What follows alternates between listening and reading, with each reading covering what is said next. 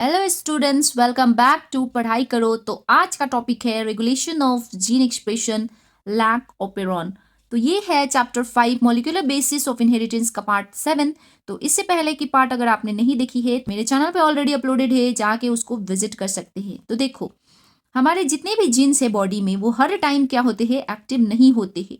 जब सेल को जरूरत होती है प्रोटीन की तभी क्या होता है, जीन जो होता है वो एक्टिव होता है, और इसी कंट्रोल को क्या कहते हैं, जीन रेगुलेशन। ओके, तो चलिए आगे बढ़ते हैं। What is regulation of gene expression? तो regulation of gene expression means controlling the time, place and amount of gene activity. मतलब जीन एक्टिविटी को टाइम, प्लेस और अमाउंट कंट्रोल करना ही रेगुलेशन ऑफ जीन एक्सप्रेशन कहलाता है।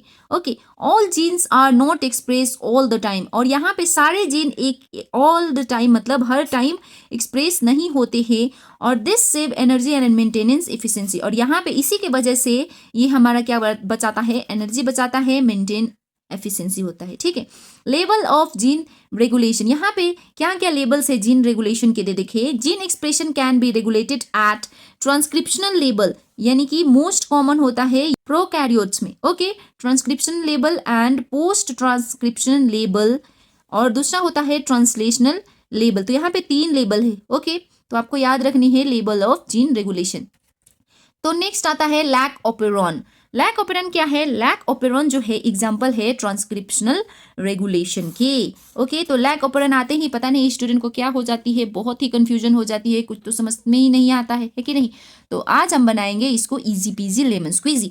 तो सबसे पहले जानेंगे ओपेरॉन, उसके बाद जानेंगे लैक ओपेरॉन। ओके, तो ओपेरॉन क्या है? An operon is a functional unit of DNA containing structural gene, promoter, operator and regulator gene. Operon जो होता है ये फंक्शनल यूनिट है डीएनए का, जिसमें क्या क्या होता है, structural gene, promoter, operator and regulator gene.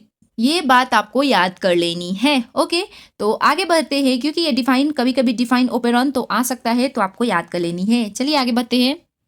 तो ये जो ओपेरॉन है ये कॉन्सेप्ट किसके द्वारा दिया गया है? Jacob and Monod. Operon concept was proposed by Jacob and Monod, याद रखने की बात है। नेक्स्ट आता है हमारा lac operon.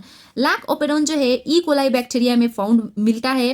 Control metabolism of lactose, ये लैक्टोज का मेटाबॉलिज्म कंट्रोल करता है। एंड ये क्या होता है, इंड्यूसिबल ओपेरॉन। इंड्यूसिबल का मीनिंग हम बाद में देखेंगे, तो सबसे पहले जानते हैं कि क्या होता है ओपेरॉन, लैक ओपेरॉन। तो ओपेरॉन जो है नॉर्मली क्या होता है, ऑफ होता है, इनएक्टिव मोड में रहता है, और ये turn on only in presence of lactose. और जैसे ही लैक्टोज को देखा ये क्या कर लेगा, अपने आप को ऑन मोड में, एक्टिव मोड में आ जाता है।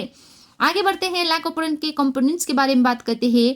कंपोनेंट्स ऑफ लैक ओपेरॉन जो है बहुत से है। तो सबसे पहले आता है हमारा स्ट्रक्चरल जीन, नेक्स्ट है हमारा promoter, operator and regulator gene, है कि नहीं? तो देखते हैं स्ट्रक्चरल जीन में क्या है। इसका 3 जीन होता है, lac Z, lac Y, lac A. Right, तो लैक जेड जो है वो क्या करता है, कोड बीटा गैलेक्टोसाइडेज। ये याद करने वाली बात है, lac Z is code for beta galactosidase, lac Y is code for permease and lac A is code for transacetylase. Okay, ये नाम आपको याद कर लेनी है। This enzymes help in lactose metabolism, और ये तीनों जो एंजाइम्स है ये लैक्टोज मेटाबॉलिज्म में हेल्प करते हैं। नेक्स्ट आता है हमारा component of lac operon is promoter. तो ये क्या है, site where RNA polymerase binds start transcription. तो प्रोमोटर मतलब जहां पे आरएनए पॉलीमरेज क्या होता है, बाइंड होता है, और यहां से क्या होता है, ट्रांसक्रिप्शन स्टार्ट होता है। नेक्स्ट आता है हमारा components of lac operon is operator. ये क्या है, एक्ट एज अ स्विच। ये स्विच की तरह काम करता है, यानी कि कब ऑन होना है कब ऑफ होना है उसका काम करता है। एंड ये जो है ये कंट्रोल करता है आरएनए पॉलीमरेज के मूवमेंट को। नेक्स्ट कंपोनेंट जो है लैक ओपेरॉन का वो है रेगुलेटर जीन। तो इसका काम क्या है, produce refresher protein, refresher protein को प्रोड्यूस करना and refresher control operon activity. और जो ये रिप्रेशर प्रोटीन बनाता है वही है जो कि ओपेरॉन एक्टिविटी को क्या करता है, कंट्रोल करके रखता है, कि तुमको कब चलना है कब बंद होना है। ओके, लैक ओपेरॉन कब ऑफ होता है कब ऑन होता है पहले पढ़ लेते हैं, उसके बाद क्या करेंगे, पिक्चर भी समझेंगे, है कि नहीं? तो देखो, lac operon in absence of lactose, अगर लैक्टोज नहीं है तो लैक ओपेरॉन क्या होगा, ऑफ, बंद हो जाएगा, डिफॉल्ट कंडीशन होता है।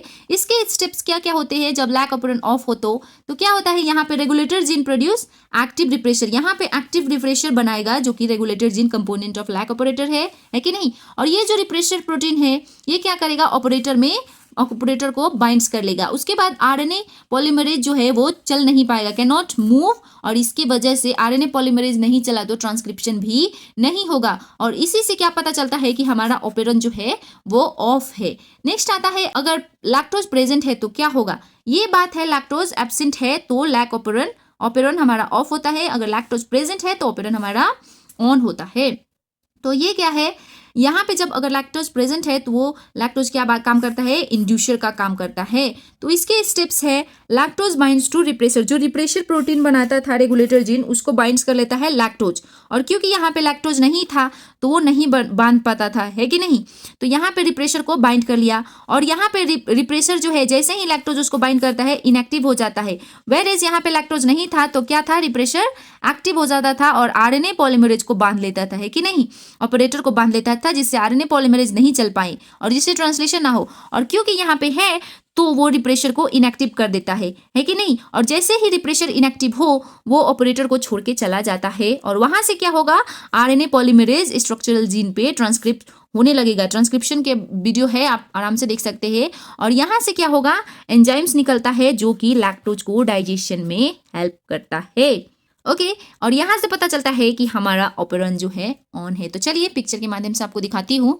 तो देखिए स्टूडेंट, ये है द लैक ऑपरेरन, है कि नहीं, इन एब्सेंस ऑफ इंड्यूसर, मतलब लैक्टोज जब नहीं हो तब क्या करता है, रेगुलेटर जीन जो है रिप्रेशर बनाएगा, राइट। रिप्रेशर बनाएगा तो रिप्रेशर जो है ऑपरेटर को बाइंड कर देगा, यहाँ पे ऑपरेटर है ओ, इसको बाइंड कर लेगा रिप्रेशर। और क्योंकि ऑपरेटर बाइंड है तो आरएनए पॉलीमरेज जो है वो मूव नहीं कर पाएगा, और नहीं कर पाएगा तो क्या होगा, ट्रांसक्रिप्शन नहीं होता है। अब देखिए, इन प्रेजेंस ऑफ इंड्यूसर है यानी कि लैक्टोज है, तो यहाँ पे क्या होता है, लैक्टोज है तो वो क्या करेगा, लैक्टोज जो है रिप्रेशर को बाइंड कर लेगा। इंड्यूसर, यहाँ पे इंड्यूसर आया ना, इंड्यूसर यानी कि लैक्टोज आया तो यहाँ पे इसने रिप्रेशर को बाइंड कर लिया, और इसकी वजह से रिप्रेशर क्या होता है, इनएक्टिव हो जाता है। और क्योंकि ये इनएक्टिव है तो ये ऑपरेटर को छोड़ के चला जाएगा। ऑपरेटर यहाँ पे, ऑपरेटर पे रिप्रेशर था, यहाँ पे क्योंकि ये इनएक्टिव है तो ऑपरेटर पे नहीं जाएगा, और क्योंकि वो ऑपरेटर पे नहीं जाएगा और आरएनए पॉलीमरेज आराम से अपना काम कर सकता है, तो यहाँ से अपना क्या बनाएगा, बीटा गैलेक्टोसाइडेज, प्रेमिएज, ट्रांसएसिटाइडेज, और इसके वजह से ये जो है लैक्टोज को डाइजेशन में हेल्प होती है। ZYA, lac Z, lac Y, lac Z, है कि नहीं। तो ये था पिक्चर में लैक ऑपरेरन। आई होप आपको अच्छे से समझ में आई है। तो चलिए आगे बढ़ते हैं। तो जैसे कि मैंने वीडियो के स्टार्टिंग में कुछ टर्म्स बताए थे, दैट इज इंड्यूसिबल, तो इसका मीनिंग जानेंगे, why lac operon is inducible. Exam में आता है 2 मार्क्स में। इसका आंसर है कि ऑपरेरन जो होता है वो नॉर्मली क्या होता है, ऑफ होता है, राइट, और gate activated only in presence of inducer, जैसे कि वो हमेशा ऑफ रहता है, मतलब नॉर्मली ऑफ रहता है, और एक्टिवेट कब होगा, जैसे ही प्रेजेंस ऑफ इंड्यूसर यानी कि लैक्टोज आधा है तो वो अपने आप को एक्टिवेट कर लेता है। Therefore lac operon is inducible operon. यहाँ पे इसी वजह से लैक ऑपरेरन को इंड्यूसिबल ऑपरेरन बोलते हैं। तो आई होप आपको ये लैक ऑपरेरन, जो कि बहुत ही इरिटेटिंग टॉपिक था, बहुत ही अच्छे से क्लियर हुई है। अब आपको डर नहीं लगेगी, है कि नहीं। और वीडियो अच्छी लगी है तो वीडियो को लाइक करके, चैनल को सब्सक्राइब करके अपने दोस्तों के साथ जरूर से शेयर करना। मिलूंगी मैं अपने नेक्स्ट वीडियो में कल शाम को 7 बजे। तब तक के लिए bye students, all the best.